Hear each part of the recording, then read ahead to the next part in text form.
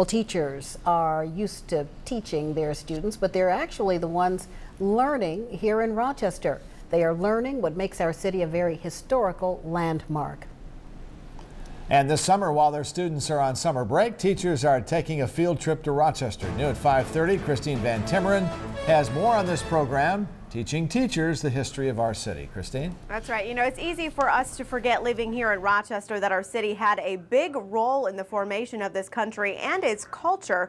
But for others across the country and the world, it's something they treasure and hold dear. I think even as an English teacher, I have a lot to learn from history. Shala Ahmed is a teacher from Bangladesh. She's here in Rochester with other teachers from around the world, learning about how Rochester impacted history and reform. Ahmed teaches at an all-girls school, and she thinks learning about women's rights, spearheaded by Susan B. Anthony from right here in Rochester, will inspire her students. I think she had a tough time, and I really admire her courage. And we have a lot to take back to the women we are teaching.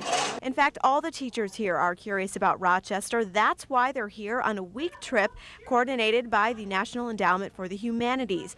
They bring teachers to cities all over the U.S. to learn about their history, but this is the first year Rochester has been on the list of places to go. I've been really blown away by the response. People are very, very happy to be here, and they're very intellectually stimulated by the region. About 170 teachers applied to come to Rochester. Only 80 made it. And the teachers that we have from around the country study these things year after year and wanted to come and have a better appreciation of the way they work for their students.